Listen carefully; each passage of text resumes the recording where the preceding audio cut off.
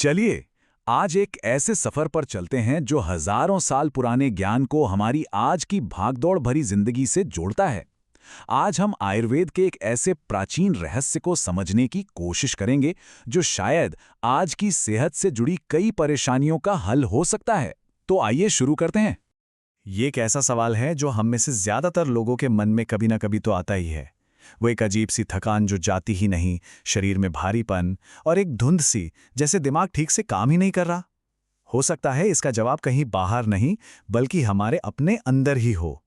तो इस कहानी की शुरुआत होती है एक छिपे हुए दुश्मन से।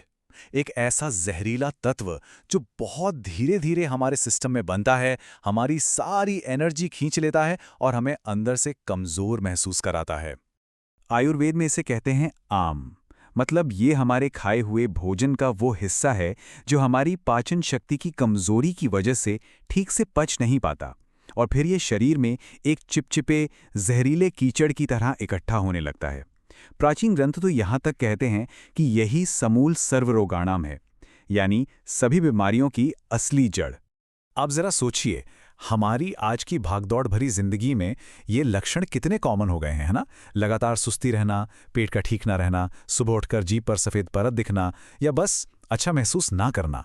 आयुर्वेद के हिसाब से ये सारे संकेत हो सकते हैं कि शरीर में आम जमा हो रहा है। लेकिन देखिए, जहां कोई विलेन होता है वहां एक हीरो भी तो होता है ना? और इस कहानी में हमारा हीरो एक बहुत ही शक्तिशाली प्राचीन तरीका है जो इस अंदरूनी जहर से लड़ सकता है। इसे कहते हैं उपवास। पर रुकिए, ये वो भूखे रहने वाला व्रत बिल्कुल नहीं है जिसके बारे में हम सोचते हैं। आयुर्वेद में उपवास का असली मतलब है हमारी पाचन अग्नि, जिसे अग्नि कहते हैं, उसको थोड़ा आराम देना। जब अग्नि को आराम मिलता है तो उसे मौका मिलता है कि वो जमा हुए आम को जला सके और शरीर को अंदर से साफ कर सके। इस फर्क को समझना पता है बहुत जरूरी है।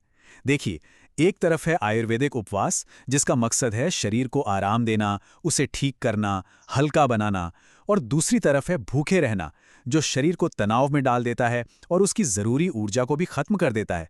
तो एक तरीका हमें ठीक करता है और दूसरा हमें तोड़ता है। तो सवाल यह है कि हम अपनी इस अंदर की आग को, इस अग्नि को सपोर्ट कैसे करें? इसका जवाब हमारे खाने में ही छिपा है। आयुर्वेद हमें 3 अलग अलग रास्ता दिखाता है कि कैसे हमारा खाना हमारे शरीर और मन पर असर डालता है। एक बहुत पुरानी और गहरी कहावत है, जैसा अन्न वैसा मन। मतलब जो हम खाते हैं वही हमारी सोच बन जाती है, हमारी भावनाएं बन जाती हैं। खाना सिर्फ शरीर का पेट्रोल नहीं है, यह हमारे मन को बनाने वाला कारीगर भी है। तो भगवत गीता खाने को 3 हिस्सों में बांटती है, सात्विक, राजसिक और तामसिक। सात्विक खाना शुद्ध और हल्का होता है जो मन में शांति और सफाई लाता है। राजसिक खाना बहुत मसालेदार और उत्तेजक होता है जो बेचैनी और इच्छाओं को जगाता है। और तामसिक खाना भारी, बासी होता है जो आलस और कंफ्यूजन पैदा करता है। तो सोचिए, हम अपनी थाली में अपने मन के लिए क्या परोस रहे हैं, शांति या फिर बेचैनी? तो ये तो साफ है कि इस सफर में हमारे सबसे बड़े साथी हैं सात्विक चीजें, वो खाना जो शरीर को साफ करता है और मन को शांत।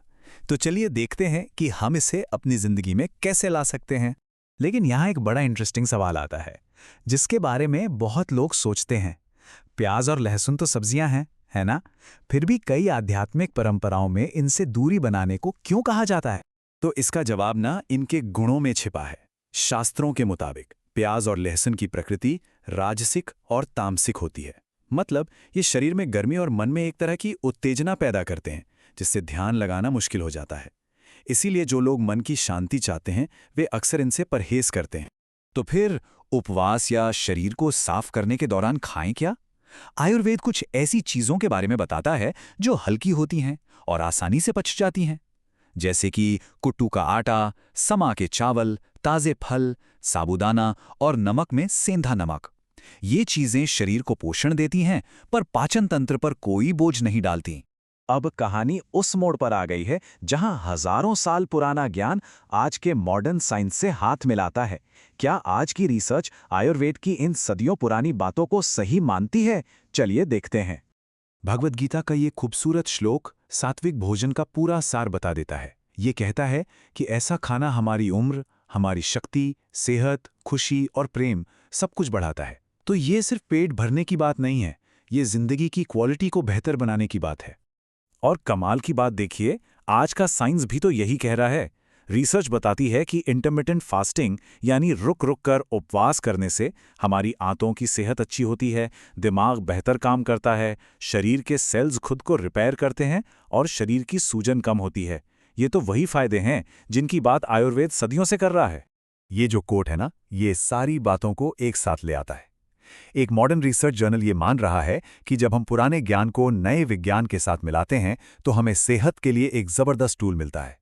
ये अतीत और वर्तमान का एक परफेक्ट कॉम्बिनेशन है। तो आखिर में बस यही एक सवाल रह जाता है।